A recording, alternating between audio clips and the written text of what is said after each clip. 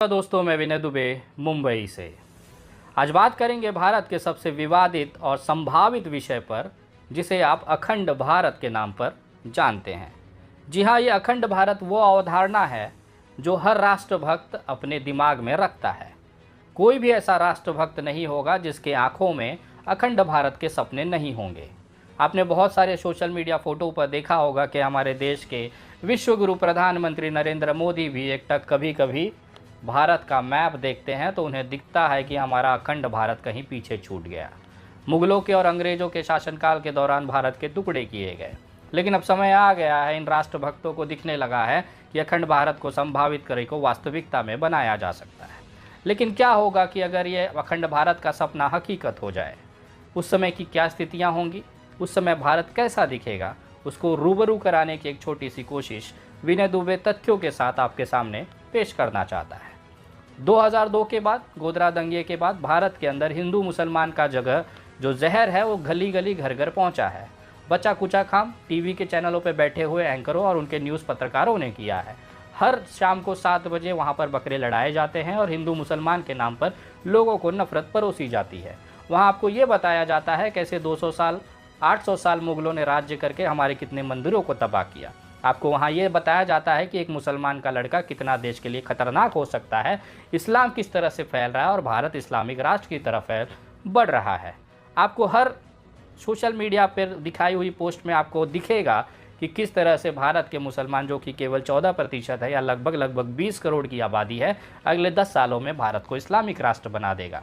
केवल 20 करोड़ की आबादी से भारतीय जनता पार्टी की IT सेल और उनके तमाम कार्यकर्ता इस कदर परेशान हैं कि आज राशन की दुकानों पर उनके बाप, उनकी माँ, उनकी बहनें मोदी जी का छाप वाला झोला लेकर भीख लेने को मजबूर हो चुकी हैं। ये उनके हक का पैसा है। टैक्स के पैसे से दिया हुआ राशन भले आपको मिल रहा है, बात अलग है कि उस पर मोदी जी की फ़ोटो लगी है। लेकिन ये वाक़या होने के बाद ये केवल चुनाव तक था। चुनाव के बाद एक सरकारी नोटिस आपको पहुंचता है कि जो राशन आपने फ्री में चबाया है, गटारा है, उसका पैसा आपको सरकारी खजाने में जमा कराना होगा, अन्यथा आपके घर की गाड़ी, फ्रिज, टीवी, यहाँ तक कि मोबाइल फ़ोन को बेचकर उसकी वसूली की जाएगी।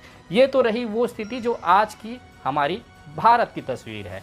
यहाँ पर 98% जो हिंदू है, उनके युवाओं को ये नहीं पता है कि उनके आगामी भविष्य में क्या होना है। जैसे तैसे बाप से कर्जा लेकर, माँ से उधार लेकर कोई सरकारी फॉर्म भर तो देंगे, लेकिन ये गारंटी नहीं है कि परीक्षा होगी भी, और अगर परीक्षा होगी तो उसका नतीजा कब निकलेगा, उसके इंतज़ार में आधे बच्चों का जो उम्र है वो बीत जाता है। अगर गलती से आपकी नौकरी लग गई तो आपको पता चलता है कि केवल 4 साल के लिए आपको अग्निवीर बनाकर सरकारी पेमेंट आपको दी जाएगी। उसके बाद आप फिर से बेरोज़गारी की कैटेगरी पे आ जाएंगे।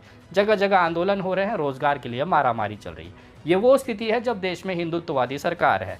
नरेंद्र मोदी जी खुद हिंदुत्व का झंडा उठाते हुए आगे बढ़ रहे हैं और पीछे पूछे हमारे बुलडोज़र बाबा भी उसको कंटिन्यू करते हुए हिंदुत्व का ठेका लेकर दिल्ली की तरफ कूच करते दिख रहे हैं। राष्ट्रभक्तों की आंखों में नरेंद्र मोदी के बाद योगी आदित्यनाथ का प्रधानमंत्री बनना लगभग तय दिख रहा है।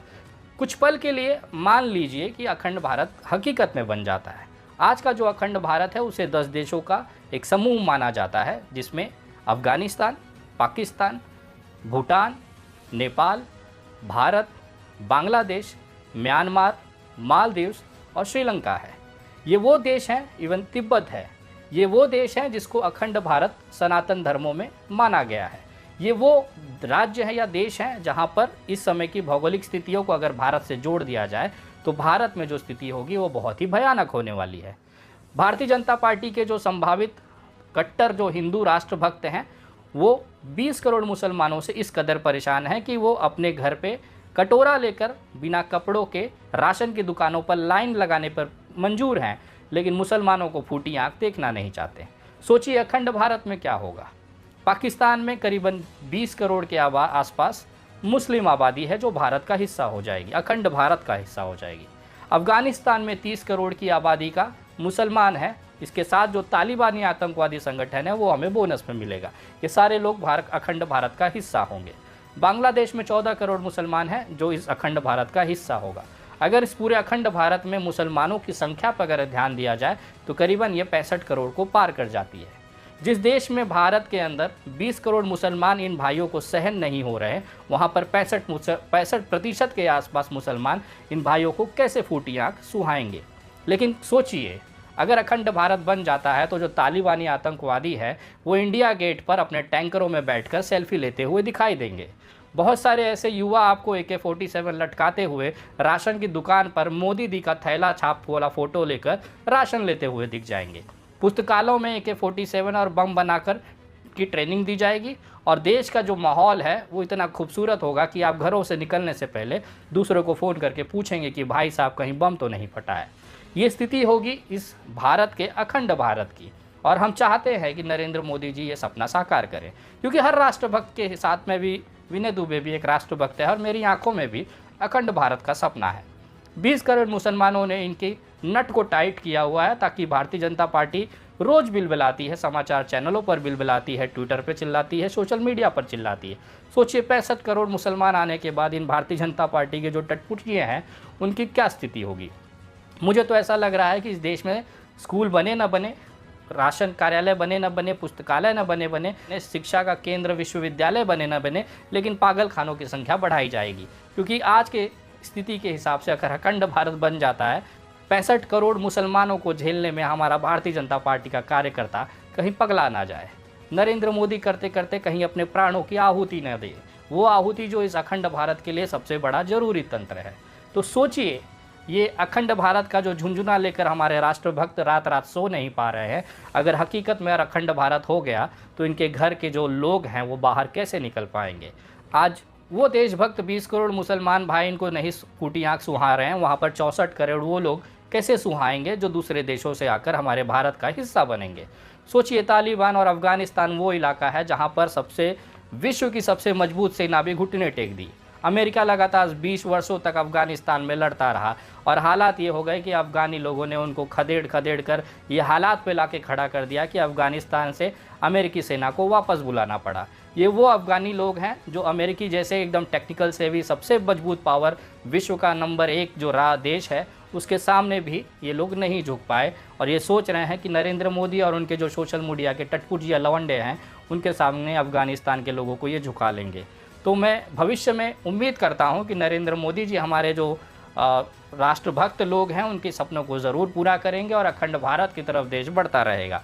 जिस तरह से ये एक विवादित मुद्दा है, केवल राजनीतिक स्टंट के तौर पर इसे इस्तेमाल किया जाता है। जब भी हमारे देश में कुछ जज्बाती लौंडे हैं, जज्बाती लोग हैं जिनको ये मुद्दा बहुत लॉलीपॉप की तरफ लगता है, अगर वो रोज़गार की बात करेंगे तो तुरंत दिखा दिया जाता है कि देखिए भव्य श्री राम मंदिर बन रहा है।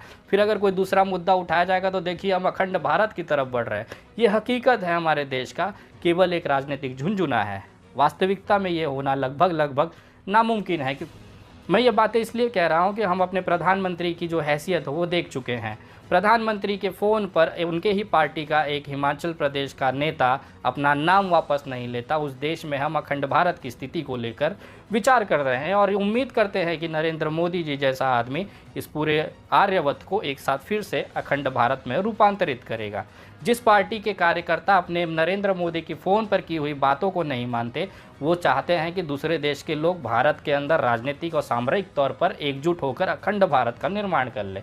इससे बड़ा सुतियापा वाला जो प्रोपोगेंडा है वो इस भारत में हो ही नहीं सकता। मैं तिलांजलि देता हूँ, श्रद्धांजलि देता हूँ ऐसे लोगों को जिनके अंदर इस तरह के सपने आँखों में लेकर वो बसते हैं। मैं नमन करता हूँ ऐसे सोच वाले खाली दिमाग के पैदल यात्रियों का जो इस तरह की विचारधारा के साथ अपनी ज़िंदगी का महत्वपूर्ण पल बर्बाद कर रहे हैं। जिस समय युवाओं को अपने रोज़गार को लेकर, अपने व्यवसाय को लेकर, अपने परिवार को आधुनिकीकरण करना चाहिए, उनको प्रगति करनी चाहिए, विकास करना चाहिए, वहाँ पर यही टटपुरजिया लोग नरेंद्र मोदी और भारतीय जनता पार्टी के बनाए हुए काल्पनिक सपनों और दुनिया में ज़िंदा हैं।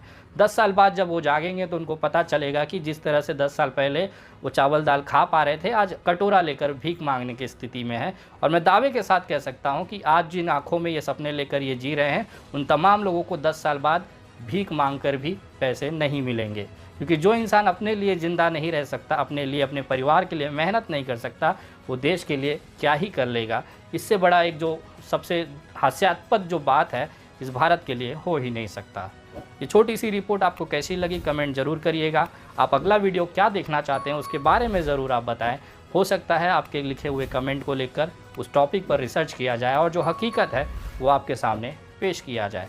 और तमाम मेरे राष्ट्रभक्तों को जिनकी आंखों में अखंड भारत का सपना है, उनको कहना चाहता हूँ अखंड तो नहीं है, उससे मिलता जुलता कोई एक दूसरा शब्द है, अगर आप चाहें तो ले सकते हैं, उसको कहते हैं खंड खंड भारत। मैं आप तमाम लोगों के विचारों को मानते हुए श्रद्धांजलि देता हूं कि आपके नरेंद्र मोदी जी की सरकार में भी, बहुमत के सरकार में भी आपका ये सपना शायद पूरा नहीं हो पाएगा, लेकिन मैं विश्वास करता हूं कि अगर ये सपना पूरा होता है तो विनय दुबे सबसे ज़्यादा खुश होगा। बाकी आपकी मर्ज़ी है। अगले वीडियो तक जय हिंद, जय महाराष्ट्र।